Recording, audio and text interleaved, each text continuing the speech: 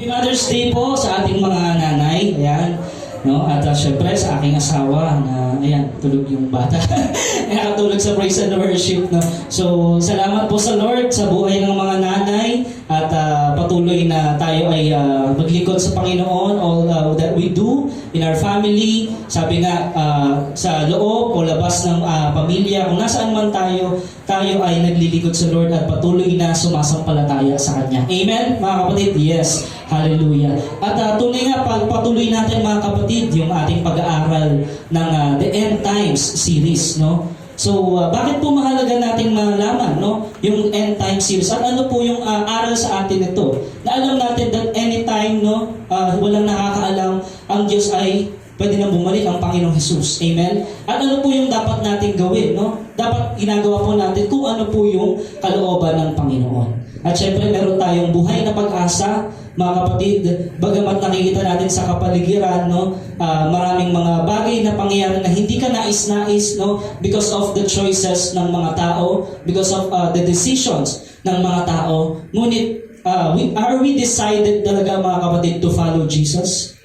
No? Talaga bang kinumit na natin sa Panginoon ang ating buhay? No, yung kabuuan natin, mga kapatid. So yun po yung nagmamatter, no? So yun po yung pinakamahalaga sa atin, yung ating relationship sa Lord. Amen. Kaya mahalaga yung ating prayer, yung ating devotion, yung meditation, studying the Word of God. At ito nga po yung pinag-aaralan natin. Ang tawag ay eschatology. Ibig sabihin po, pinag-aaralan natin yung mga mangyayari na nakasaad, no, sa Biblia. Yung future events. Mga kapatid, handa na po ba tayo? Yes. So, ito po ang ating title, The Seven Seals of Revelation.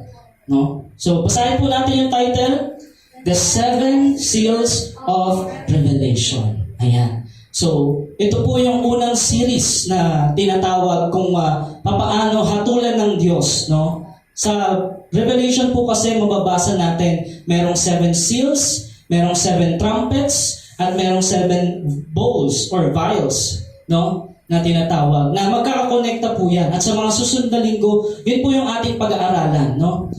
Pero pwede kayong mag-advance study, mga kapatid, no, sa bahay natin, na makita natin na kung ano talaga yung sinasabi ng panahon, ng Panginoon sa mga panahong ito, sa mga huling araw na ito. No? So the 7 seals are one of the series of end times.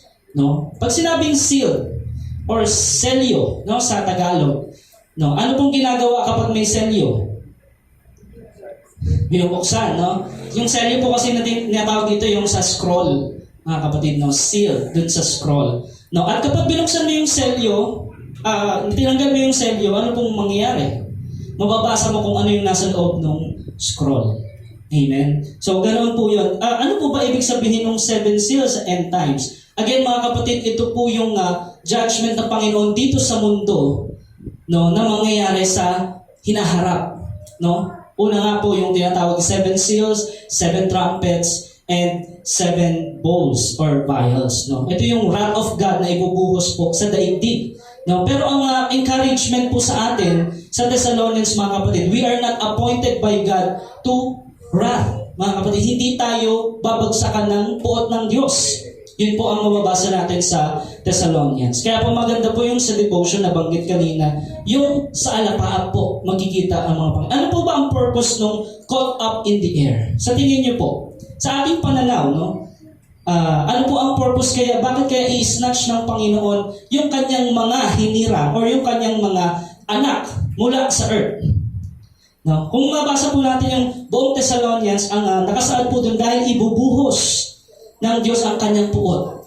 At hindi dadanasin yun ng kanyang mga anak. Naniniwala po ba tayo doon sa sinabi ng Apostle Paul? Yes. So, yun po ang encouragement sa atin, mga kapatid. No? Bagamat meron tayong trials, meron tayong mga paghihirap, mga pagsubok sa buhay, ang ating living hope po ay ang Panginoong Kristo. Amen. At tama po yung sinabi kanina sa devotion, marami pong view sa end times, mga kapatid. Merong tinatawag pre-tribulation, mid-tribulation, post-tribulation. No? At nire-respect po natin yung mga view na yan ng mga Kristiyano. Ang pinakamahalaga po mga kapatid ay iisa tayo sa Panginoong Kristo at tayong lahat ay merong personal na relasyon sa Kanya. Amen. Kaya po natin pinag-aaralan ang End Time series is for encouragement, not discouragement. Nakuha natin mga kapatid. Yun po ang sinasabi ng Biblia na tayo ay ma-encourage that God will not pour out His wrath for us because we are already saved by grace. No? We don't deserve to be saved, pero dahil sa grace ng Lord tayo ay naligtas. Amen? Dahil yun sa finished sacrifice ng Panginoong Jesus sa krus ng Kalbaryo. How many believers here this morning? Yes. Palakpakan po natin ang tulong ng Diyos. Yes. Kaya po, tayo ay mabuhay yung life of repentance, life of worship. Kasi po ang pagsisisi, hindi lang yan one time, big time. Yan po ay araw-araw. Nakikita sa atin, mga kapatid, na talagang tayo ay merong pagbabago, transformation. No, not just information na marami tayong alam sa Bible, pero hindi nakikita yung kapangyarihan sa ating buhay. Wala po yun. No, kailangan po magkaroon ng unti-unting transformation. Paano po mangyayari yun? Submit yourselves unto God. Amen. No? Draw near to God and He will draw near to you. Sabi ni Santiago, no? And resist the devil. Sabi, di ba? Resist the devil and he will flee from you.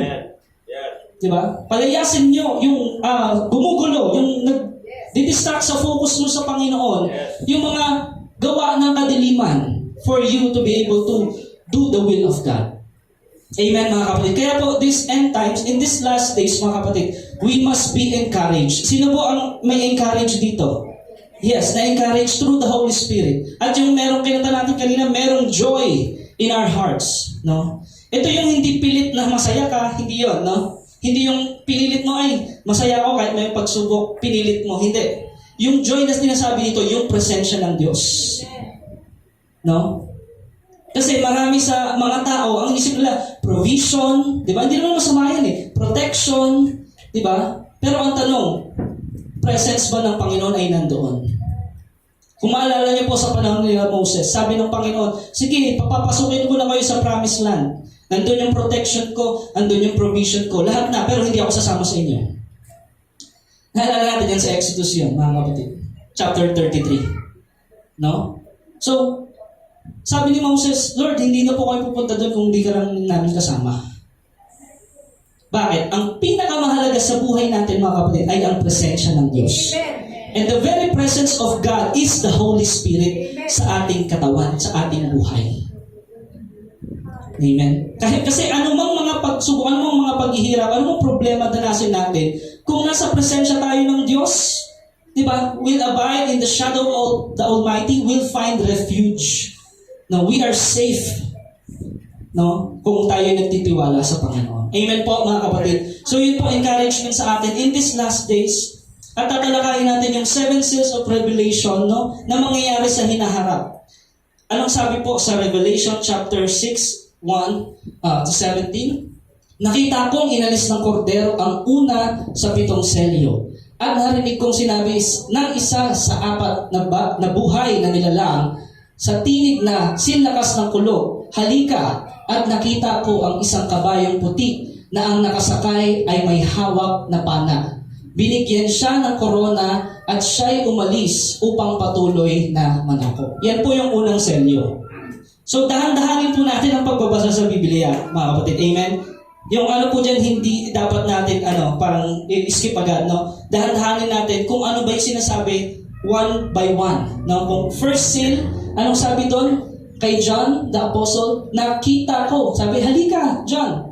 Nakita ko ang isang kabayong puti na ang nakasakay ay may hawak na pana. No? Sino nakakita ng pana? Or baka may nakagamit na ng pana dito, no? So, para saan ba yun? Siyempre, meron kang tina-target, di ba? Pag pana para shooting. Kumbaga sa baril, parang gano'n. No? Binigyan siya ng corona at siya'y umalis upang patuloy na manako. So, yung pinabanggit po sa first seal, merong nakakabayo. No? Sa Revelation po may tinatawag na 4 horsemen. Amen. At ito yung sa unang seal. Pag nabuksan na yung unang seal, yun yung unang lalabas. yung unang nakakabayo na nakaputi, no? Puti means kapayapaan, pero ang sinasabi po dito ay Antikristo yon, yung nakapana na yon. No, akala mo nakaputi.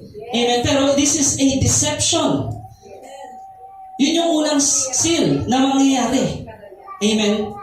Pagdating ng Antikristo, no? So kaya po, bantayan po natin ang bansang Israel, mga kapatid, kasi doon natin mag-determine kung nagsimula na nga ba ang Great Tribulation. Kasi po, ang pagsisimula ng Great Tribulation ay ma-build ulit yung Third Temple. Sa ngayon po, ang balita, kung alam po natin, no, yung Papa sa Roma at yung pinuno ng Islam ay merong agreement.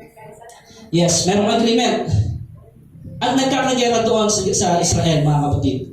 You know why? Because that is about building of the Third Temple. Hindi po mapayag yung mga nakapaligid doon, no? Kasi gusto nila, sila yung mag-build. Kasi kami yung totoo, kami dapat yung build ng Third Temple. Kasi po yung First and Second Temple, wala na po yun ngayon. Amen? At ang mag-build ng Third Temple ay ang Antikristo. No? Isang tao na makapangyarihan na magpapakilala siya ang Kristo at ikokontrol niya ang buong gobyerno ng buong mundo. Yan po yung unang selyo. Nakuha natin, mga kapatid, unang selyo pa lang ho yan. No? Kaya, kapag merong mga pangyayari sa Israel, bantayin natin kasi doon natin masasabi kung talagang nakapasok na tayo doon sa talagang tinatawag na Great Tribulation. Magpapakilala po yun, yung Antikristo na yun. Na sobrang una, magbibigay siya puno ng kapayapaan sa buong mundo. Kaya nga puti eh. Di ba? In the first half of the Great Tribulation, of the 7-year tribulation, magpapakilala siya una na mabuti, na nakaputi. Kaya yung pana, ang simbolo nun, tatargetin niya ang lahat ng mga bansa at ididisip niya para makontrol niya. Nagets natin, mga kapatid? So yun yung unang selyo. No? Tuloy natin. Sabi doon nung nakita ni Juan, nang alisin ng kordero ang pangalawang selyo, so nasa pangalawa na tayo, narinig kong sinabi ng pangalawang buhay na nilalang, halika, isa na namang kabayong pula ang lumitaw na ang nakasakay ay binigyan ng kapangyarihang magpasimula ng digmaan sa lupa upang magpatayan ang mga tao. Binigyan siya ng isang malaking taba. So nung binuksan na yung pangalawang selyo, ano pong nangyari sa lupa? Nagkaroon ng World War. Amen? Kakaroon ng malawakang giyera. No, yung sinisimbolo po ng pula ay dugo. No? At sinisimbolo ng pula, alam natin yon, kapag binaligtad yung flag ng Pilipinas, giyera na yun. No? So, yun. Kaya dapat lagi tayong have discernment, no, or mga bagay na pangyayari sa ating paligid. No? And let's continuously pray for our nation and for the whole world na talagang bago dumating yung Antikristo ay makakilala sa Panginoong Jesus. Amen? Nang sa gayon, mas snatch out tayo ng Panginoon at hindi tayo masama doon sa kaguluhang itong mangyayari sa hinaharap. Yung kabayong pula, yun po yung sinisimbolo ng magkakaroon ng malawakang digmaan sa daigdig. Mga kapatid. Hindi ito yung World War I, hindi rin ito yung World War II. No? Maaring ito yung World War III. Maari pong yun. No? Pero hindi natin alam kung 4 or 5. So wala pang ang ibig pong sabihin dito, malawakang digmaan. Kasi kapag nag-reign na, naghari na yung Antikristo, una, sa mga unang taon, papakilala siyang para sa kapayapaan, pero babastusin niya yung covenant niya sa Israel. Kaya magkakaroon ng malawakang digmaan. Kaya bantayan po natin ang Israel. Kung yung mga pangyayari dyan. Kasi it will determine kung nasaan na tayo ngayon. Amen? Pangatlo. Yan. Amen po ba? Naunawaan po ba natin, mga kapatid? No? Pangalawang selyo pa lang yun. Pangatlong seal. Nang alisin ng kordero ang pangatlong selyo, narinig kong sinabi ng pangatlong buhay na nilalang, halika, isang kabayong itim ang nakita ko at may hawak na timbangan ang nakasakay dito. May narinig akong parang isang tinig na nagmumula sa kinaroonan ng 4 na buhay na nilalang na nagsabi, isang takal na trigo lamang ang mabibili ng sahod sa maghapong pagtatrabaho at 3 takal na harina lamang ang mabibili sa ganoon ding halaga. Ngunit huwag mong pinsalain ang langis ng olibo at ang alak. No? So ano po yung binabanggit dito? Yung nakakabayo po kulay itim, may hawak na timbangan. It talks about tagutom. Amen? Or famine, mga kapatid, no? Ngayon, magkano kilo ng bigas? Mga nasa 60, 65, taas yung maayos kainin, no? So, pataas ng pataas, mga kapatid, no? May nabalitaan ba kayo? Bumaba? Wala pa, no? Puro pataas eh. Kasi nga po, nasa end times na tayo. At darating ang panahon, diyan, sa panahon ng Great Tribulation, ay ang isang maghapong pagtatrabaho, halimbawa, minimum wage is 537, yun na ang presyo ng bigas. 500 sa kilo. Ang inflation rate, nabalitaan nyo, tumaas na naman. Inflation rate sa Pilipinas, yes? Yes, tumaas na naman. Ng 0.% something. So, pataas ng pataas, pahirap ng pahirap. Tama po. Pero again, mga kapatid, ang encouragement natin, kanina, napakaganda, no? Simula sa devotion, nandoon. Hindi hayaan ng Lord na mabuhos sa atin, madamay tayo sa puot niya, na i-judge yung mundo. Amen? So, yun po ang encouragement sa atin, mga kapatid, na nakita rin ni Juan at ni Apostle Paul. So, pangatlong, ano na po tayo, selyo. Naunawaan po ba natin yung pangatlo? Famine po yan. Globally po yan. Yes. Hindi lang yan sa Africa, sa India, or kung saan. Lahat po yan. Bakit? Dahil sa Antikristo. Ang dahilan po yan, dahil lagi yan, ang dahilan ng mga yan ay dahil sa Antikristo. No? Nakokontrol sa buong daigdig. At isa sa mga tools ng Antikristo ay ano? Yung technology. Yan. Technology, gagamitin niya yan. Lahat ng mga data. No? Kaya yun, tayo lahat may social media, di ba? Yan. So, through technology, kilala niya lahat ng tao. Kaya mapapansin mo, minsan yung mga lumalabas na feeds doon sa social media mo ay parang pare-parehas konektado. Yun yung tinatawag na algorithm. No? Algorithm. So, because kontrolado yan ng Google or ng merong technology. At darating ang panahon, makukontrol yan ng Antikristo. Amen, mga kapatid. So, ganoon po yun ang sa darating po na Great Tribulation. Pero again, ang encouragement sa atin, the Lord will protect His people. No? Next, pang-apat na ho tayo. Nang alisin ng kordero ang pang-apat na seal or selyo, narinig kong sinabi ng pang-apat na buhay na nilalang, isang kabayong maputla ang nakita ko at ang pangalan ng nakasakay dito ay kamatayan. Nakasunod sa kanya ang daigdig ng mga patay. Ibinigay sa mga ito ang kapangyarihan sa ika-apat na bahagi ng lupa upang pumatay sa pamamagitan ng digmaan, taggutom, salot, at mababangis na hayop sa lupa. So grabe po yung mga maglalabasan. Yes. Pati yung mga mababangis na hayop, makikita mo na dyan sa mga syudad. Because grabe na yung mangyayari sa panahon na yun. So nakita nyo, talagang totoo eh.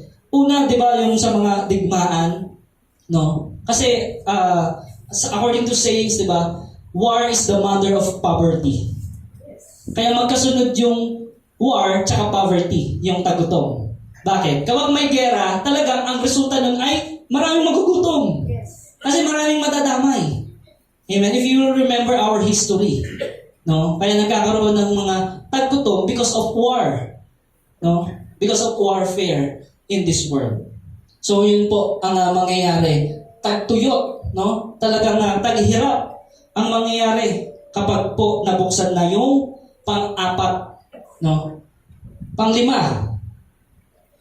Nang alisin ng kordero ang panlimang selyo, nakita ko sa ilalim ng dambana ang mga kaluluwa ng mga pinatay dahil sa salita ng Diyos. At dahil sa pagpapatotoo nila rito, sumigaw sila ng malakas, O Panginoong makapangyarihan, banal at tapat, gaano pa katagal bago ninyo hatulan at parusahan ang mga tao sa daigdig na pumatay sa amin? Binigyan ng puting kasuotan ang bawat isa sa kanila at sinabi sa kanilang magpahinga ng kaunti ng panahon hanggang sa mabuo ang bilang ng kanilang mga kapatid at kapwa mga lingkod na papatayin din tulad nila. Amen. So sa Great Tribulation po, no, dahil po magkakaroon ng caught up in the air, it can be pre-tribulation, in the middle, no, pwede po yun. Yun yung mga view na pinakamalapit. Kasi ibabagsak po ang puot ng Diyos No? So, in the middle part, ngayon, ang Israel ay marirenew. Marirenew. Bakit? Sa panahon natin ngayon, mga kapatid, majority ng mga Israelita hindi pa naniniwala kay Kristo Jesus na siya ang Messiah. Pero sa panahon na ito, in the middle part, yung abomination of desolation, babastusin ng Antikristo yung covenant with Israel, malalaman ng Israel na ang tunay na Messiah ay walang iba kundi ang Panginoon sa Kristo. Magkakaroon muli ng magfo-focus uli ang Diyos sa bayang Israel. Bakit? Kasi nga, na-caught up na yung mga mananampalataya, yun na yung nauna. Sila yung tinatawag na tribulation saints sa Revelation. Kaya po mahalaga mapag-aralan natin yung nakita ni John the Apostle, kung ano yung mga pangyayari niyon. At ang maganda po, encouragement po ito sa bayang Israel, hindi sila nakalimutan ng Diyos. Hindi, no? Kahit simula noon, matigas na yung ulo nila, hanggang nung dumating ang Panginoon, nakadangki, hindi nila tinanggap Kaya nila tanggapin ang Panginoon sa Kristo no? Pero, dahil dun sa Antikristo, na-realize nila na, oo nga, si Kristo talaga at wala nang ibang, siya ang tagapagligtas, siya ang Messiah. Kaya po, maraming maliligtas na mga Israelita sa panahon ng tribulation. Amen? So, yun po yung sinasabi na panlimang selyo, no? At meron doon nga na nakita ni Juan sa ilalim ng dambana ang mga kaluluwa ng mga pinatay dahil sa salita. Yung mga martyr, no? Meron tinatawag na dambana sa langit na naroon sila. No? Yung mga martyr in Christ. So, yun po. At next po, basahin natin. Nang alisin ng kordero ang pang-anim, yan, pang-anim na selyo, lumindol ng malakas. Ang araw ay nagdilim, nakasing itim ng damit panluksa, at ang buwan ay naging kasipulan ng dugo. So, sabay-sabay ho yan mangyayari, no? Lumindol ng malakas, yung araw, nag-eclipse, nagdilim, parang eclipse, no? At yung buwan ay kasimpulan ng dugo. Nalaglag mula sa langit ang mga bituin. No, madami. Ang mga bituin.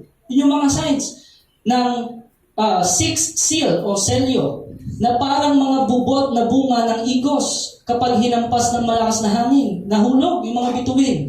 Naglaho ang langit na parang kasulatang inirolyo at nawala sa kanilang dating kinalalagyan ang mga bundok at mga isla. So, grabe po ng paggrabe yung sitwasyon ng sanlibutan, pati yung mga astronomical, mga things, ay talagang nangyayari is nagkakaroon ng disorder, no? Because of wickedness po dito sa sanlibutan. Because, again, nandun po yung Antichrist. Yun yung tinatawag na wrath of God. At hindi po ito tapos kasi 7 seals pa lang tayo mga kapatid Meron pang 7 trumpets, meron pang 7 bowls, no? Those are the end time series ng judgment ng Lord, ng wrath of God na ibubuhos dito sa sadaigdig na ito. No? So, ano po ang nangyari? Sabi doon, nagtago sa mga yungib na bato o sa mga kuweba ang mga hari sa lupa. No, yung mga pinuno, yung mga presidente, yung mga prime ministers, diba, nagtago sila. Ang mga gobernador, ang mga pinuno ng hukbo, ang mga mayayaman, ang makapangyarihan, at lahat ng tao, alipin man o malaya. Nagsitago, no? Underground, sa kuweba. Kasi nga, sobrang grabe na yung nangyayari sa kapaligiran. Nahulog na yung mga bituin, nagdilim yung araw, naging pula yung buwan, no? Tapos, ang lakas ng lindol, sobrang calamity. Sunod-sunod. No? So yun yung ginawa nila. At sinabi nila sa mga bundok at sa mga bato, tabunan ninyo kami at ikubli ninyo kami sa mukha ng nakaupo sa trono at sa puot ng kordero. Wrath of God. No? Na ibubuhos sa lupa. Sapagkat dumating na ang kakilakilabot na araw ng pagbubuhos ng kanilang puot at sino ang makakatagal sa harap nito. No, isipin mo, yung tuloy-tuloy na lindol, tuloy-tuloy na kalamidad, tapos walang liwanag ng araw. Di ba? Grabe pong nun, kapag na-imagine natin, no, yung pangyayari niyan na mangyayari kapag binuhos na ang puot ng Diyos. Pero again, mga kapatid, Anong encouragement sa atin ng Bible? We are not appointed for God's wrath. Hindi natin ito mararanasan. No? Kaya nga saved eh. No? Tayo ay from darkness into light. No? Kasi ito po ay hatol ng Diyos sa sanlibutan because of wickedness. At yung mga tumanggap sa Panginoong Kristo, yun yung i-spare ng Panginoon. Amen. So bakit 7 years? Alam niyo po, sa Israel, kapag may kasalan, 1 linggo po ang selebrasyon. Kapag may kasalan, no? At habang nagkakaroon ng kasalan, di ba, na-caught up in the air na, and then nagkakaroon ng recognition, di ba, awarding. Ayan. Tapos, katapos ng kasalan, no, celebration, dito naman sa lupa, nangyayari ito. No? Pero yung mga na-caught up in the air, doon sa langit, kasama ang Panginoon, ang nangyayari, yung Bema Judgment. Ano yung Bema Judgment? We will be judged, yung mga Kristiyano, according to our works. No? Kasi nga, saved na tayo. Aawardan tayo ng Panginoon, kokoronahan tayo ng Panginoon in accordance dun sa mga ginawa natin para sa Panginoon. Amen? Do you believe God is a rewarder? Yes. Madadaan natin yan dito sa end time series natin. Yung ano bang ibig sabihin ng mga koronang yun? Yung mga award, yung eternal treasures na yun. Kaya nga sabi ng Panginoon, isa sa mga aral niya, huwag kayong mag-impok ng mga kayamanan dito sa lupa, kundi mga kayamanan sa langit. No? Kasi ang mga kayamanan dito, nasisira, kinakalawang, nawawala. No? Pero mga bagay na para sa Panginoon na ginawa natin, it will not be in vain. Your labor is not in vain. No? Kaya sabihin mo sa katabi mo, your labor is not in vain. Yan, yung ating paglilingkod sa Panginoon, yung ating mga ginagawa for the glory of God, no, hindi yan masasayang. I-recognize yan ng Panginoon. No? Yun yung tinatawag na Bema Judgment sa 2 Corinthians 5:10, kung mababasa po natin yan. Kasi iba po ang judgment sa mga masasama kaysa doon sa mga Kristiyano. Sa mga Kristiyano, ang judgment sa atin is parang yung sa mga atleta, parang sa sports, no, na a-awardan ka kung ano yung mga nagawa mo. No, so, hindi siya yung judgment na impyerno ka o langit. Hindi. Kasi nga, we are already saved, mga kapatid. Malinaw? No? Wala na sa atin ang puot ng Diyos. Kinuha na kasi nung tinanggap natin ang Panginoong Kristo, we were washed by the blood of the Lamb. At ang tingin sa atin ng Diyos, we are righteous before Him. That's why when we pray, it is effective. It is availeth much because we are righteous before God. Not because of our works, because of the Lord Jesus Christ. Amen? Kaya po ang daming benefits ng resurrection ng Panginoong Kristo. Ibig sabihin, ang dami niya, hindi lang basta niligtas ka ng Panginoon. Andun yung pagsama ng Banal na Espiritu, pananahan niya, yung very presence of God ay nasa sa iyo. So, wherever you go, whatever you do, He will guide you. He is the guide. He is the helper. No? And He will help you to discern the times, the seasons, no, in this world. Na you will have a vision to walk in that vision by faith. Amen. So yun po ang sinasabi sa atin in the last days. Kaya po, yun yung sinasabi na pang-anim na mangyayari kapag nabuksan na yung sixth seal. Next. Nang-alis ng kordero ang ikapitong selyo. Pinakahuling selyo. 7. Nagkaroon ng katahimikan sa langit sa loob ng halos kalahating oras. Pagkatapos nito ay nakita ko ang 7 anghel na nakatayo sa harapan ng Diyos at binigyan ng trumpeta ang bawat isa sa kanila. Ilang trumpeta? 7. Ayan. 7 anghel at binigyan sila ng tag-iisang trumpeta. Kasi nga po, 7 seals, 7 trumpets, then 7 bowls. Amen. Pero ngayon, ang tatalakayin mo natin yung 7 seals. No? Kasi pag tinalakay natin ito ng buo, baka hindi nyo mag-gets lahat. No, so, unti-unti natin. Amen, mga kapatid. At syempre, katulad ng lagi natin sinasabi, at sinasabi doon ni Pastor, have a Berean spirit na sa bahay, natin? Review natin. No? Para magkaroon tayo ng revealed knowledge from the Lord at mapalakas ang ating discerning spirit in these end times. Amen, mga kapatid. So, yun po yung sinasabi sa atin. No? So, nagkaroon ng katahimikan sa langit. Bakit? No, kasi nga po, ibubuhos na yung 7 trumpets. Yun naman yun. Yung next na tatalakayin natin, yung 7 trumpets. So, akala natin, 7 seals, yun na yun. Hindi pa. Hindi pa tapos ang Diyos. Those are the 3 series. Seals, trumpets, and bowls. yun yung wrath of God. Yun yung judgment of God in this world sa mga wicked. Sa mga wicked po yun. Hindi po yun para sa mga sumasampalataya sa Diyos. No? Kaya kapag naisip mo yung character ng Panginoon, totoo nga ang pangako ng Diyos. Amen. Mula pa nung sa Israel, sabi niya, hindi kita iiwan, hindi kita pababayaan. No? At totoo nga yun, na kahit hindi siya tinatanggap ng Israel, hanggang sa panahon natin ngayon, pero nakita natin sa darating na panahon ito, magkakaroon ng renewal, no? Yung isip ng Israel, at maliligtas din sila. Amen. Those are the tribulation saints. So, sabi dito, next verse, sa verse 3, dumating ang isa pang anghel na may dalang gintong sunugan ng insenso at tumayo sa harap ng dambana. Binigyan siya ng maraming insenso upang ihandog sa dambanang ginto na nasa harap ng trono, kasabay ng mga panalangin ng mga hinirang ng Diyos. Mula sa kamay ng anghel ay tumaas sa harapan ng Diyos ang usok ng insenso, kasabay ng mga panalangin ng mga hinirang ng Diyos. Ano po yung simbolo ng usok ng insenso na yun? Panalangin.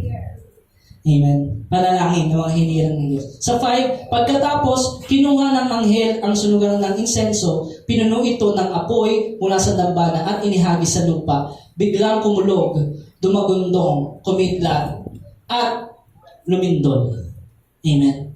Ito pong lahat, in details, ay nakita ni John the Apostle nung siya ay nasa Patmos. No? Kaya si John the Apostle, siya yung pinakamahabang buhay sa mga apostol. Why? Bakit? Sa kanya pala i-reveal yung pinaka-kabuuan ng end times. No? So, detailed po nung nakita ni John. The 7 seals hold close a scroll in heaven.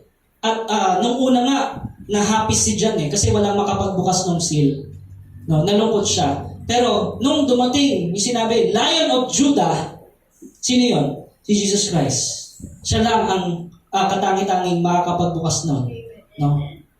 At kapag nangyari yon, yun nga po yung tinatawag na judgment of God dito sa lupa.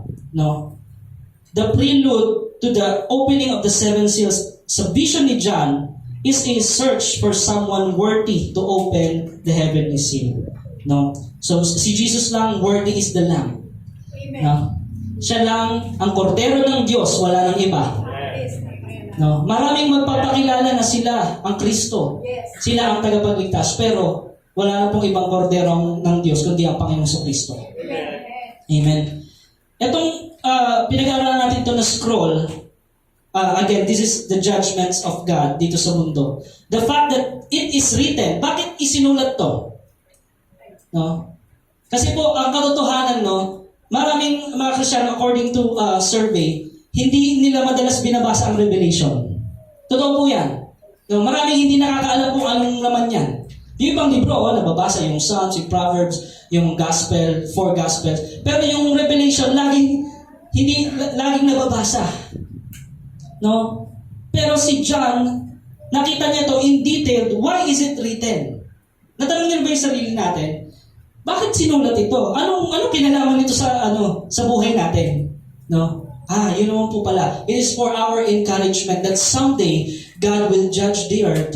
And right now, mas lalo nating ma-appreciate yung kaligtasang pinagkaloob sa atin. Yung kapatawaran pinagkaloob sa atin. Na tayo pala ay ligtas na doon sa buot ng Diyos. At meron pa tayong award. At meron pa tayong mansion sa heaven. No? Ganun pala magmahal ang Diyos. Diba? Sobrang pagpapala. Ganun pala magmahal ang Panginoon. No? Sa lahat ng tumanggap at sumunod, nagtiwala sa Kanya. Yun po pala ang kapahayagan sa nakita ni John. No? So, this scroll contains the judgments of God, the fact that it is written on both sides, at ini-indicate nito mga kapatid, yung extensive nature of judgment. Oo, ang Diyos, God is love. Tama? But God is also just. Hustisya ang Diyos. May impending wrath of God na mangyayari na hindi pa binubuhos ngayon. Kaya, itong panahon natin, we are under grace. Pero sa panahon na yon, ng Great Tribulation, wala na, hindi na under grace yun. Kasi ibubuhos na yung wrath of God . Judgment of God na yun. Judgment in this world. Kagulo na yun, mga kapatid. Kasi ang namumuna na nun ay ang Antikristo. Nakuha natin, mga kapatid. No? So, kaya sabi doon, a mighty angel cries out, who is worthy to break the seals? At yun nga po, nakita nila, the Lion of Judah. No one was found worthy except the Lamb of God. Amen. If the scroll could not be opened, the wickedness would not be judged. Yun po pala ang purpose. Kung hindi mabubuksan yung selyo, kaya naman pala nalungkot si John nang wala pang nakakapagbukas ng selyo. Bakit? Hindi kasi magkakaroon ng hustisya sa mundo. Yung mga na-rape, yung mga na-murder, yung mga pamilyang minasakir, hindi magkakaroon ng hustisya yung mga yun. Alam niyo ba, hanggang ngayon yung mga may kasong walang hustisya? Yes. May mga tagong mga kasalanan noon pa na wala pa rin hustisya hanggang ngayon. Dahil nasasapalan ng pera. Diba? At ang hustisya ay para lang sa mayaman. Sabi nga. No? Pero, dahil buhay ang Diyos, judgment will come upon the wickedness of this earth. Kung ikaw ay Kristiyano, at ikaw ay inagabyado, at wala kang nakukuha ang hustisya, one day, you will find justice. Because God is love, God is justice. Lapakan natin ang Diyos sa Lord. Yun po yun, mga kapatid. Kung hindi i-judge ng Panginoon ang mundong ito, mananatiling maraming abusado at hindi magkakaroon ng satisfaction ng kasalanan na itatapat sa Kanya. Amen? So, and evil, no, kung hindi mabubuksan yung selyo, yung kasamaan sa daigdig na ito ay magpapatuloy at magpapatuloy lang. Kaya nga hahatulan na ng Diyos ang mundo ito. And those who are in Christ will be separated, caught up in the air. As John is weeping over the unopened scroll and the unbroken seals, he receives a good news. Newsflash. Announcement. Ito ang good news. The Lion of the tribe of Judah, the Root of David, has triumphed. Matagumpay ang Panginoong Kristo sa kasalanan. At dahil napagtagumpay niya ang kamatayan, siya ang may karapatan. At siya ang kaisa-isang may kakayahan, may kapangyarihan magbukas ng selyo para sa hustisya ng sanlibutan ito. Amen. Yun yung sinasabi sa Revelation 5:5, no? Kung basahin natin Revelation 5:5. Ayan, no, yung nakita ni Apostle John. Yung sinabi, the Lion of the tribe of Judah. Sino yung tinutukoy doon? The Root of David. Sino yung tinutukoy doon? Walang iba kundi ang Panginoong Kristo. No, kung titignan natin yung lineage, no, genealogy ng Panginoong Kristo, walang iba kundi siya lang yun. Amen. Sabi, this is a picture of Jesus Christ, the Lamb who was slain, who is also the Lion of Judgment. Jesus is the only one worthy to judge the world. Basahin natin, John 5:22. Yan. Sa book of John 5:22, sabi doon, hindi humahatol kanino man ang Ama. Malinaw? Ang Ama, hindi humahatol kanino man. Sa halip ay ibinigay na niya kanino? Sa Anak. Ang buong kapangyarihan humatol. Who is the judge? Jesus Christ. No? Yun. Sa Godhead, sa Triunity, sino ang hahatol? Si Jesus Christ. Siya ang hahatol sa mundo. Sa wickedness. Yes. So, yun po ang pag-asa natin. Are we encouraged, mga kapatid? No? Kaya, sabi nga ang paghihiganti ay hindi sa atin. Yes, totoo yan. Sa Diyos ang paghihiganti. Kung ngayon na-agrabyado pamilya mo, kung ngayon merong agrabyado ka, pray ka lang sa Lord. Bless them instead. Yes. Pray for them. Bless them. Have a heart like Jesus. Diba? Because someday, there will be a judgment Amen. in this world. Now, yun ang buhay nating pag-asa, mga kapatid. Na kahit ang mga Kristiyano, nakita nyo yung mga pinatay dahil sa salita ng Diyos, binasa natin kanina. No? Lord, kailan? Kailan mahukuman yung mga kasamaan na yan? Kasi talagang matindi Di ba? Oh, pero God is patient. Amen? Nakita natin? God is patient. Kaya ngayon pa lang, ano yung natututunan natin? Mapagpasensya pala ang Diyos. Mapagtimpi ang Diyos. Hindi niya agad basta-basta ibubuhos ang puot niya hanggat hindi nabubuo, no, yung percentage ng mga mananampalataya sa Kanya. For the sake of the believers, hindi pa ibubuhos ang puot ng Diyos. Kaya ngayon pa lang, kapatid, make a decision. Your decision today will impact your future. Your choices today will affect your tomorrow. No? And many times sa buhay natin, yung choices natin in the past, we are reaping it right now. Bakit ganito ang mundo? Bakit makagulo? Dahil may itinanim ang mga tao noon-noon pa. At ngayon, ganito ang resulta. Bakit tumataas ang bilihin? Bakit hindi gumiginhawa ang karamihan ng buhay sa buong mundo? Bakit puro magulo? Bakit maraming wasak na pamilya? Because of sin. Ang tawag sa Bible doon is lawlessness. Pag sinabing lawlessness, you are not abiding in the law of God, which is love. Amen? Kasi nga, hindi kilala ng karamihan ng tao ang Diyos. Kaya ano po ang purpose ng church? Ano ang role ng church in the last days? To preach the gospel. The Great Commission. That we do all our efforts to preach the gospel. Sisimula from Jerusalem, ano ibig sabihin? Sa pamilya mo. Diba? Ipangaral mo. I-advise mo yung salita ng Diyos. Kaso ho, maraming matitigas ang ulo. Aminado tayo, minsan matigas talaga ulo natin eh. Yes. Kaya hindi makausad. Kaya ang katulad ng bayang Israel, ulit-ulit sa wilderness. Why? Dahil sa katigasan ng ulo. Pero mahal pa rin sila ng Diyos. Pero mahal pa rin tayo ng Diyos. Grabe po, mga kapatid. Kahit hindi mo siya pinili, kahit mas pinili mo yung mundo, mas pinili mo yung sarili mo, kagustuhan, mas pinili mo yung sarili mong kagustuhan ng laman, mahal ka pa rin ng Diyos. Pero tandaan natin, mga kapatid, the principle in the Word of God is what you sow is what you reap. Diba? Kung ano yung choices natin ngayon, kung ano yung mga decision natin ngayon, magkakaroon ng resulta yan. Hindi man immediate, pero darating yan. Darating ang hustisya. Kapatid. Dalawa lang naman ang pwedeng dumating sa iyo eh. Blessings or curse. Yes. Yes. Blessing or curse. Walang gitna. Sabi ng Panginoon, I present to you my principles. Sabi ng bayang Israel. Pag ito yung ginawa mo, it's blessings. Pag ito naman yung ginawa mo, curse. Bakit? Ang Lord ang nag-disenyo sa atin eh. Amen. Disenyo ba ng Lord same-sex marriage? No. Hindi. Kayo magkakaroon ng curse. Yes. Disenyo ba ng Diyos corruption? Hindi. Give. Yun ang disenyo ng Lord.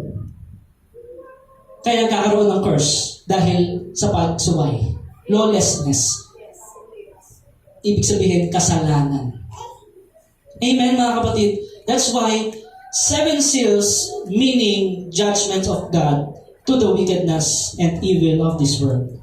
Amen. Kaya, He takes the scroll to open the seals and pronounce judgment on the unbelieving world. Yun, yung mga unbelieving people ay ma-judge. The beings in heaven glorify Him with a new song. No? Anong sabi doon sa verses 9-12? You are worthy to take the scroll and to open its seals. Sa chapter 8 pa rin yan, no? Ng Revelation, verse 9 and 12. Kaya sabi doon, because you were slain. Sino yun? Yung pinatay dahil sa mga kasalanan, ang Panginoong Kristo. And with your blood, you purchased for God persons from every tribe, from every language, and from people and nation. Worthy is the Lamb who was slain, to receive power and wealth and wisdom and strength and honor and glory and praise. Yan. So, sulat niyo po, Revelations 8 verse 9 to 12. Doon po nakasaad yung tinatawag, the Lamb that was slain, none other than the Lord Jesus Christ. So, amid the worship due to Him, ang papuri sa Kanya, ang Panginoong Hesukristo ay sinimulan niya na, nakita ni John, sinimulan niya nang buksan yung mga scroll. Bit by bit, the judgment of God has stored during the tribulation period. No? So, na-introduce na sa atin ngayon. Pag binuksan yung unang selyo, nagpakilala na yung Antikristo. Nagpakilala na ba ngayon? Hindi pa po kilala. Yung ba, merong mga hint. Ay, baka si ganito. Ay, baka yung may-ari ng ganitong kumpanya. Di ba, maraming mga kuro-kuro eh. Ay, baka siya yung Antichrist. Ay, baka yung nandun sa Mindanao. Ay, baka yung nandoon sa Amerika. Ang dami, di ba? Ang dami mga hint. Pero, darating ang araw, magpapakilala talaga yun. Yes. Sino yun? Siya yung maghahawak, magkakaroon ng one world government. Makokontrol niya. Siya yung Antikristo. No? So, some dispensationalism na view, mga kapatid, pagkakilala ng Antikristo, saka mag-caught up in the air. Yung ibang view, ganun po. No? But then again, we settle na kung ano po yung kalooban ng Panginoon yun ang mangyari. Amen. Amen. We respect each other's view because we are one in Christ. Yes. And Christ is the only Savior. Christ is the Lamb that was slain. Christ is the judge. Amen. Amen. Only one God. Only one judge. Yes. One Savior. Glory to God. Hallelujah. Now, as we worship Him, the Lord, through the Holy Spirit, is working sa buhay natin ngayon. Kaya kapatid, kung nangungusap sa iyo ang Panginoon, decision ka ngayong araw. No? Will you follow Jesus? Will you believe in His promises? No? Will you believe na pag sinabi ng Panginoon, anak, kapag ganito ang ginawa mo, mapapahamak ka. Naniniwala ka ba sa Kanya pag ganun sinabi niya? Yes. No? Dahil mahal tayo ng Diyos eh. We are not appointed for wrath. Ayaw na tayong bagsakan mo. That is for the judgment of this world. But we are saved by grace. Yun yung ating grateful heart. Yun yung tinatawag na gratitude. No? Kaya nga pag nag-worship tayo sa Panginoon with a grateful heart, dahil sobra ang pagmamahal ng Panginoon sa ating lahat. Na hindi alam at tinatanggihan ng maraming tao sa mundo. No? So, when the Lamb opens the seal, no? Tulad nun, yung unang seal, di ba? Nakita natin, Antichrist, andun siya. Tapos yung second seal, andun magkakaroon ng great warfare. Malawakan talaga. And it symbolizes nga yung kulay red na kabayo. And the third seal, the breaking of the third seal causes famine, taggutom. Isipin mo, bigas, 500 pesos. Kasi isang maghabong sahod eh.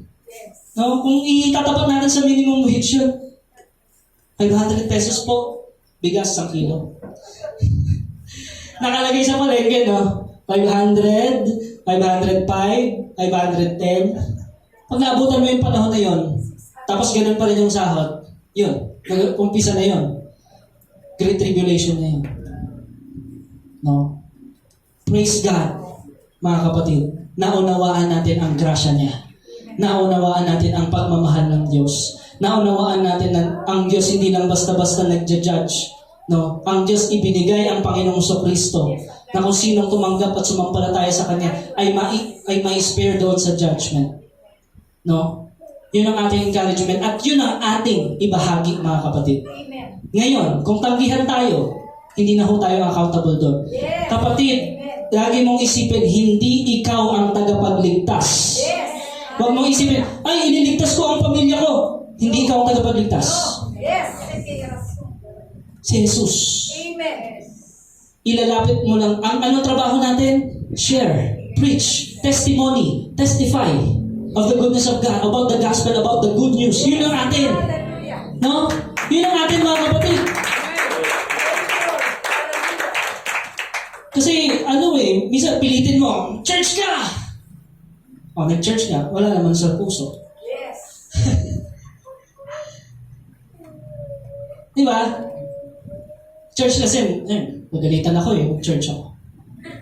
No? Hindi, ipakita natin, isabuhay natin, at lagi nating ibabahagi. Amen. No? Sa hapagkainan, Panginoong Jesus, di ba? Banggitin natin sa trials, itaas natin, speak Jesus. Di ba? To your family, to the nations, no? Speak the Lord Jesus Christ. Yun po yun, mga kapatid, ang pinapahayag sa atin ngayon. So, nung nakita natin, di ba, nagkaroon ng, yung sa third seal, nagkaroon talaga ng malawakang taggutom. And the fourth seal, nang nabuksan, nakita ni John yung maputlang kabayo. Its a rider was named Death and Hades. Ano po ba yung Hades? Yun yung mundo ng mga patay. No? Na talagang magsisipulasan yung mga mababangis kahit dito sa syudad, no? Yun yung mangyayari noon. The result of this fourth seal is that 1/4 of the Earth's population are killed. 1/4. Kapag nabuksan na yung pang-apat na selyo, 1/4 ng mundong ito patay ang tao. Dahil sa gera, dahil sa tagutom. Yun yung simbolo ng maputlang kabayo. Yun yung pang-apat. Yung pang-lima, nireview natin, no? The fifth seal reveals those who will be martyred for their faith in Christ during the Great Tribulation. Ano yung pang-limang seal? Yung mga mamamartyr or pinatay dahil sa salita ng Diyos, ay sila rin ay maligtas. Yun yung tribulation saints na tinatawag. Amen? The souls of these martyrs are pictured as dwelling under the altar in heaven. At narinig ng Diyos ang kanilang mga iyak, ang kanilang mga pagsamo dahil nangihingi sila ng hustisya. No? And He gives each of them a white robe. Ano po sinisimbolo ng white robe? Purity. You belong to the kingdom of God. Amen? So, kaya, basahin natin Romans 12:9. Yan po ba yan? Basahin natin. Romans 12:9. The martyrs are told to wait. No? Pag sinabing wait, pag sinabi ng Lord, wait, anong gagawin natin? Maghintay. Diba? May perfect timing po ang lahat ng bagay, mga kapatid. Amen. Huwag nating madaliin yung mga bagay. Kung hindi pa time ng Panginoon, huwag tayong manguna. Amen? Pangunahan dapat tayo ng Diyos. Yun yung sinasabi sa Romans 12:19, na hindi sa atin ang paghihiganti, kundi sa Diyos. God promises to avenge them. Yan. Mga minamahal, huwag kayong maghihiganti. Suggestion ng ba to? Ano to? Utos. Pag may nabasa kayong wag, utos agad yun. Yes. Sabi ng Romans 12:2, huwag kayong makiayon sa takbo ng mundong ito. Ano yun? Suggestion? Utos din yun. Sinabi ng Panginoon, pumasok kayo sa makipot na daan. Ano yun? Utos pa rin yun. Kaya maganda yung pagbabasa natin, alam natin, is it in the tense of commanding? So ito, utos to. Huwag kayong maghihiganti. Kahit gustong-gusto mo lang gumanti. Anong sabi? Ipaubhayan ninyo iyon sa galit ng Diyos. Sapagkat nasusulat, akin ang paghihiganti, ako ang gaganti, sabi ng Panginoon. Amen. Hallelujah. Kapag tayo yung gumanti, wala yun. Wala, nonsense yun, mga kapatid. Pero kapag ang Diyos ang gumanti, iba po yun. Yes. If you believe that you belong to the Lord Jesus Christ, whatever people say to you, Yes. comments, komento, or persecution man, paubaya mo sa Lord. Glory to God. Hallelujah. Ayun, utos din yan ipaubaya. Sabi mo sa katabi mo, ipaubaya mo sa Diyos. Yan. Sumagot naman yung katabi, ayoko nga. Hindi dapat, no? Huwag tayong ma-drive ng ating emosyon. Yung emosyon natin, itaas din natin yan sa Diyos. Yes. Amen. Glory to God. And the Lord will fix you. Because when your emotions are high, intelligence is low. Yes. You cannot focus on the vision. There are a lot of distractions. Diba? But because of the Holy Spirit, He will help you. Oh, anak, huwag mong pansinin yan. Diretso ka lang. Huwag mong gantihan. tinapakan niyo pa ako eh. Namatay yung kuko sa paa. Paubaya mo sa Lord. Kung nag-sorry naman, patawarin mo. Amen. Let's break down our pride. Mga kapatid, no? So kaya sabi, yung pang-anim naman, no? Sa pang-anim na tayo. So, when the Lamb of God opens the sixth seal, a devastating earthquake occurs. Yan ay binasa natin kanina. Nagdilim ang araw, at yung mga bituin nagbagsakan, at yung buwan ay naging kulay dugo.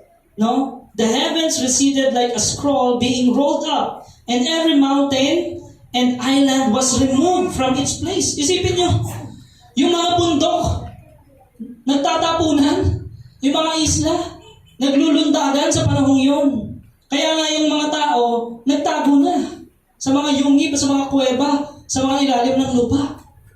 Nung nabuksan yung pang-anim na seal. Survivors of the sixth seal, regardless of their social position, take refuge. Mayaman ka man, mahirap, or anong status mo, kapag naabutan mo yung panahon na yun, wala kang ligtas. Dahil judgment na yun eh. No? Sabi nga, yung mga pinuno nagsipagtago sa caves. At they cry out, sabi nila sa mga bundok, bagsakan niyo na kami, fall on us and hide us from the face of Him, from the Lamb. Sabi nila, ng mga pinuno na yon ng sanlibutan. For the great day of wrath has come, at sino ang makakapigil? Sabi doon, 16 verse 16 to 17.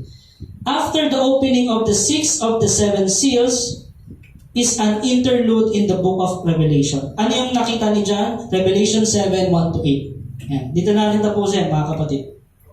Mga ilang verse na lang to. Sabi doon, pagkatapos nito, may nakita akong apat na anghel na katayo sulok ng daigdig. Pinipigil nila ang apat na hangin upang huwag umihip sa lupa, sa dagat o sa alinmang punong kahoy. At nakita akong umaakyat sa gawing silangan ng isa pang anghel.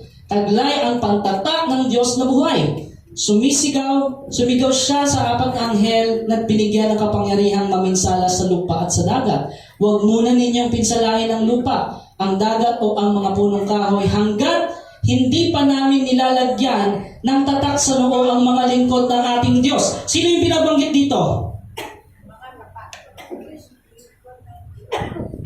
Oo nga po, mga lingkod ng Diyos. Sino kaya yung binabanggit dito? Tuloy natin. Makita natin kung sino.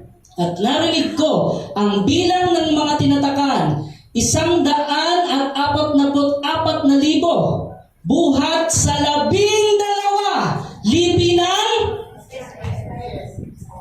Israel. Kasi wala na yung mga Kristiyano niyan, na-caught up in the air na. Israel na yung, kasi nga magkakaroon ng renewing of the mind ng Israel nung yung Antikristo binastos yung covenant sa Israel, marirenew yung kanilang isip. At sila rin ay maliligtas. No? Kaya mahalaga ang role ng Israel sa end times. Mga kapatid, no? Ilan yung naligtas? Sa 12,000 sa bawat lipi. Huda, Ruben, Gad, Asher, Naphtali, Manases, Simeon, Levi, Isakar, Zebulun, Jose, at Benjamin. Sino yun? Israel. Yun ang ililigtas ng Diyos sa kalagitnaan ng tribulation. Amen, mga kapatid. Yun yung nakita ni John. No? Ano? Tuloy po natin. Ano pa yung nakita niya? Pagkatapos nito'y nakita ko ang napakaraming tao na di kayang bilangin ni numan. Sino kaya yun? Sila yung mga mula sa bawat bansa, lipi, ayan, yung mga hentil na yan. Tayo na yan kasama dyan. At umika, nakatayo sila sa harap ng trono ng kordero. Nauna! Bakit? Kasi na-caught up in the air bago yung Israel. No? Nakadamit ng puti at may hawak na mga palaspas because there is a celebration in heaven. Si John po ang nakakita niya. No?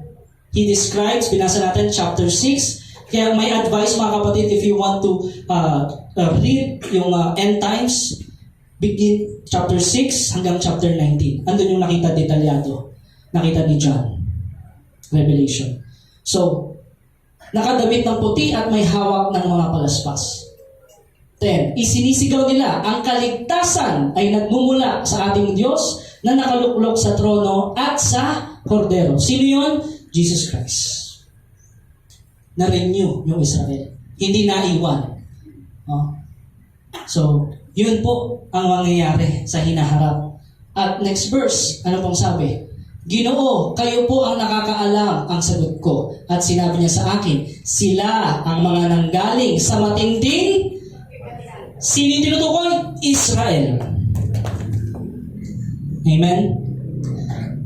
Kasama dun si Isaac.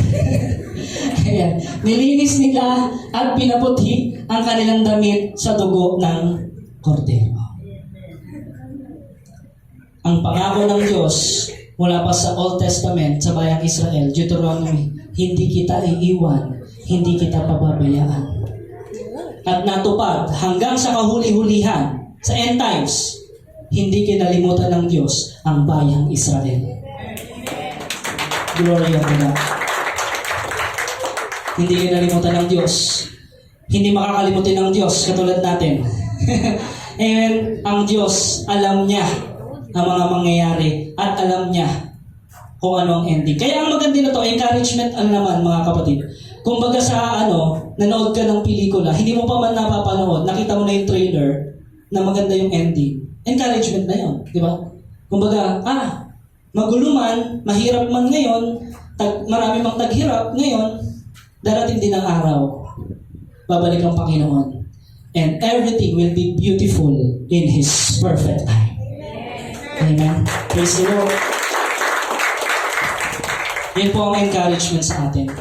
Kaya, these people wear white robes, had palm branches, and shout, sabi, salvation belongs to our God, who sits on the throne and unto the Lamb.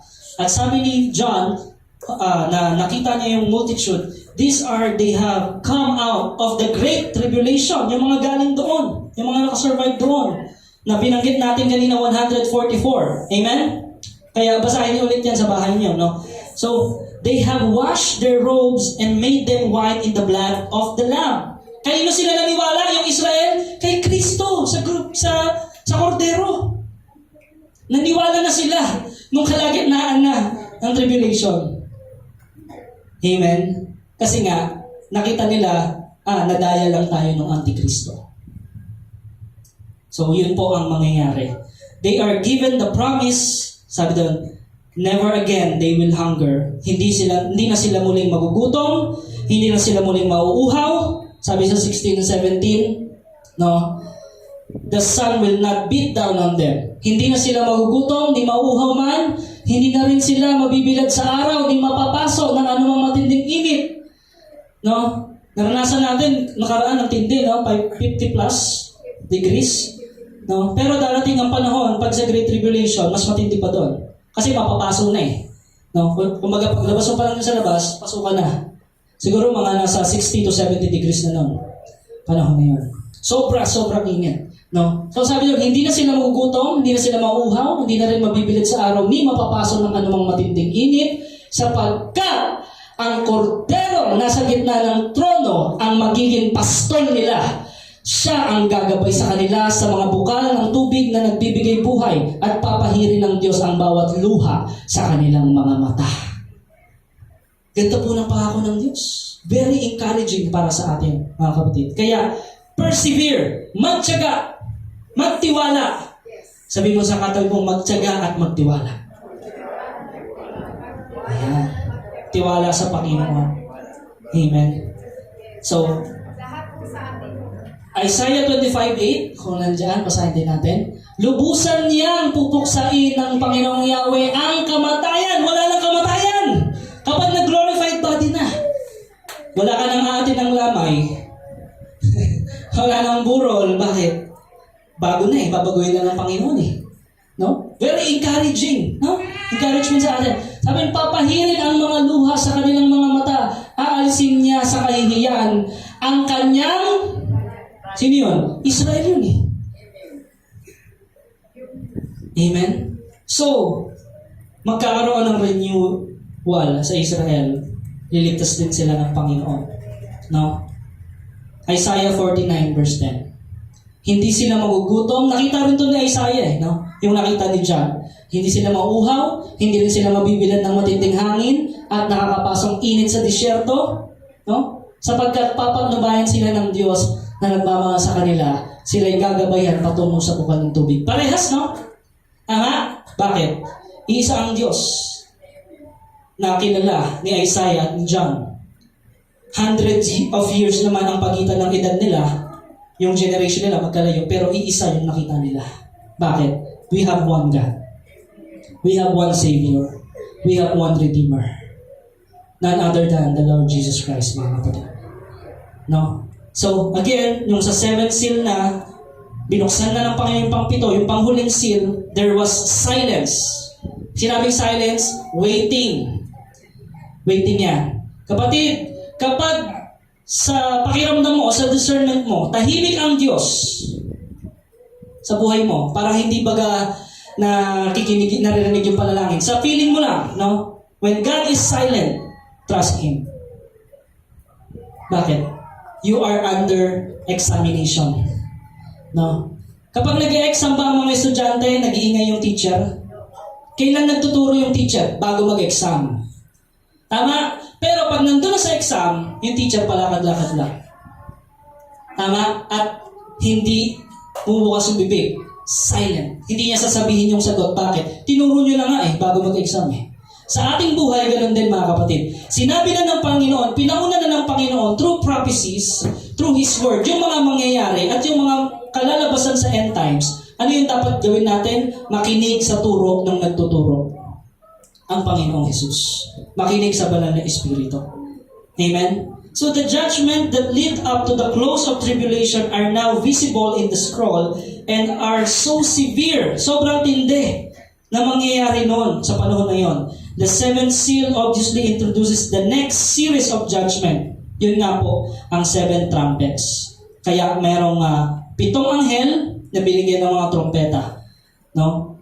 Then the angel took the same censer and filled it with fire from the altar and hurled it on the earth. And there came peals of thunder, rumblings, flashes of lightning, and an earthquake. Kaya naman mga kapatid, dito natin tatapusin yung 7th seal na ating natalakay. Again, this is for encouragement. The view of John the Apostle in the future events, this will come to pass. Kaya kapatid, ang judgment ng Panginoon, kung may mga nakikita ka man dito na mga injustices, na mga corruption, nakikita natin yan, amen? Na mga bagay na nagpapasira talaga sa sanlibutan, katulad ng yung mga pagmimina na yan, di ba, sinisira yung nature, yung mga ganyan.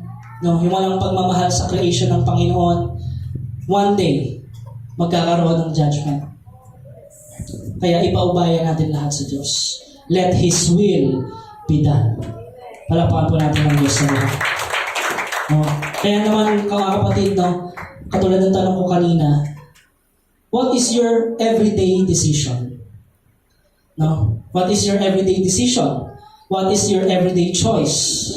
No? Ngayong nalaman mo yung mga mangyayari sa hinaharap, no? Alam natin, anumang marating natin sa sanlibutan, hindi ho masamang mangarap. Hindi ho masamang magtrabaho. No? Hindi ho masamang yumaman. Tama? Hindi ho masama yun. Kung kalooban ng Diyos. Ang tanong, is it for the glory of God? Is it for the advancement of His kingdom? No? Ano ang purpose ng ating mga pagpapagal? Kapatid, para kanino ka nagpapagal? Para kanino ka nagle-labor? Para kanino ka nagtsatsaga? Para kanino lahat yung mga ginagawa mo? Kung hindi yan para sa Panginoong Diyos, walang saysay lahat ng bagay. But kung ginagawa natin ang mga bagay na ginagawa natin para sa Diyos, one day, no, when Jesus came, He will wipe out every tears. No, babaguhin niya tayo, wala nang kamatayan. He will judge the earth, but now Jesus is saying, you are saved. You are saved by grace. Ganon kabuti ang Panginoon. You are saved by grace. And the benefits of that grace, mga kapatid, ay hindi lang basta niligtas ka sa kasalanan. Right now, you can receive healing. Right now, you can receive extraordinary strength. Right now, you can receive knowledge and wisdom. Right now, mga kapatid, I want to invite you in this prayer. Tayo tayo, mga kapatid. As we worship the Lord, nangungusap siya sa atin sa oras na ito. As we sing the goodness of God, make a decision right now. Surrender your life to God. Yung mga bagay na hinuhold mo, yung mga bagay na ayaw mong ipakialam sa Panginoon, right now is the perfect time to lift them up to God. Kabuuan ng buhay natin. Hallelujah. Thank you, Jesus, Lord, for you are great, for you are merciful, for your grace is sufficient. Salamat po, Panginoong Diyos, sa pagmamahal mo. Salamat po, Panginoong Diyos, dahil ikaw ang hustisya. Ikaw ang aming sandigan. Hallelujah. I love you, Lord, for your mercy never fails me. And all my days I've been held in your hands. From the moment that I wake up until I lay my head, and I will sing of the goodness of God. Everybody sing, all my life you have been faithful. And all my life you have been so good. And every breath that I am able, and I will sing of the goodness. Yes, Lord, napakabuti mo sa buhay ng bawat isa sa amin, Lord. We worship you, God. I love your voice. I love your voice. Yes, oh God. You have led me through the fire, darkest night. You were close like no other. I've known you as a father. I've known you as a friend, and I will sing of the goodness of God.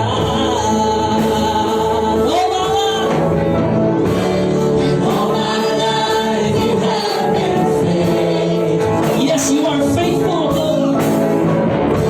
And all my life you have been so good. And every breath that I am able, oh, I will sing of the goodness of God. Sing your goodness, run after. Your goodness is running after. It's running after me. Your goodness is running after. It's running after me. When my life laid down, I surrender now. I give you everything. Your goodness is running after. It's running after me. Your goodness, Lord. Your goodness is running after. It's running after me. When my life laid down, I surrender now. I give you everything. Your goodness is running after. It's running after me. Hallelujah. Your goodness and mercy shall follow us all the days of our lives. For you are our shepherd. We shall not want, Panginoon. Though we walk in the valley of shadow of death, we fear no evil. For your rod and your staff, they comfort me, they guide me. Thank you, Holy Spirit, Lord God. And you lead us in green pastures, Panginoon, beside still waters. For you are our great shepherd.